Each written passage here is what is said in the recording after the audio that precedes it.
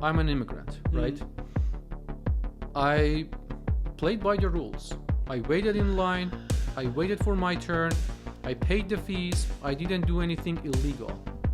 But zero immigration or free immigration, these are the two extreme cases of this topic, right? I'm not for zero immigration nor for real free, no checks and balances. It's as if you have in your car, you are either pushing the gas or just pumping the brake all the time. And you see this across issues.